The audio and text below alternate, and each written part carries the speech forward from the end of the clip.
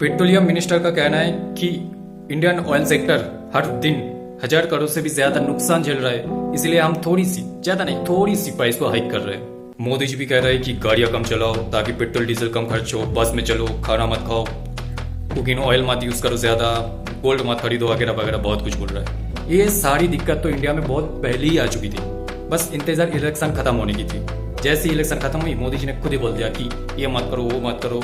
ये सारी दिक्कत इलेक्शन के पहले ही आ चुकी थी। हमें बताया जा रहा है कि देखो बाकी देशों ने तो कितना ज्यादा पेट्रोल की प्राइस बढ़ा दी है, हमने तो बस थोड़ी सी बढ़ाया है। बट वो थोड़ी सी प्राइस पहले कम क्यों नहीं हुई थी, जब 2014 के बाद क्रूड ऑयल की प्राइस बहुत कम थी यूपीए गवर्नमेंट की तुलना में। यूपीए गवर्नमेंट की टाइम तो एक बार 2008 में क्रूड ऑयल की प्राइस पर बैरल $147 तक चली गई थी, तब भी पेट्रोल डीजल की प्राइस 100 तक टच नहीं हुई। ये बीजेपी का ही खुद का ही पोस्ट देख लो, उन्होंने खुद ही पोस्ट करके बताया जब यूपीए गवर्नमेंट थी तब बाजार में कच्चा तेल की प्राइस ज्यादा थी, बट जब 2014 में मोदी जी आए तब बाजार में कच्चा तेल की प्राइस कम हो चुकी थी।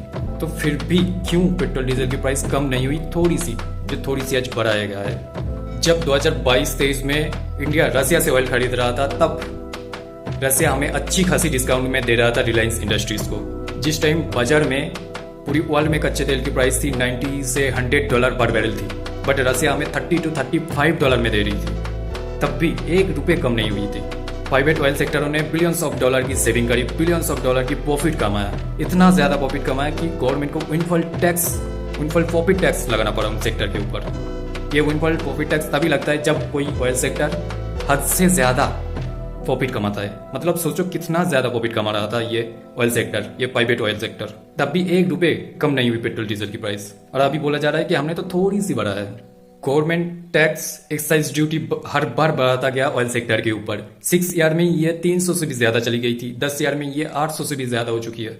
हर बार टैक्स एक्साइज ड्यूटी बढ़ाता गया इन ऑयल सेक्टर के ऊपर, बट टैक्स कमा के पब्लिक के लिए ऑयल प्राइस कम नहीं किया कभी भी। इस सिचुएशन पर भी प्राइवेट ऑयल सेक्टर रिफाइन करके पेट्रोल डीजल को बाहर देश में बेच रहा था अपनी प्रॉफिट के लिए, जब इंडिया में इन सारी चीजों की बहुत ज्यादा प्रॉब्लम आने वाली थी और जरूरत भी थी। इसलिए बोला जाता है कि हर चीज प्राइवेट सेक्टर के ऊपर नहीं दिया जाए, ताकि किसी भी प्रॉब्लम के टाइम ये लोग अपनी फायदे के लिए ना चले। अगर बात तुम करोगे कि मोदी जी को तो ऑयल बंद चुकाना पड़ रहा था, तो सबसे पहले ऑयल बंद लिया था 2002 में अटल बिहारी वाजपेयी जी ने।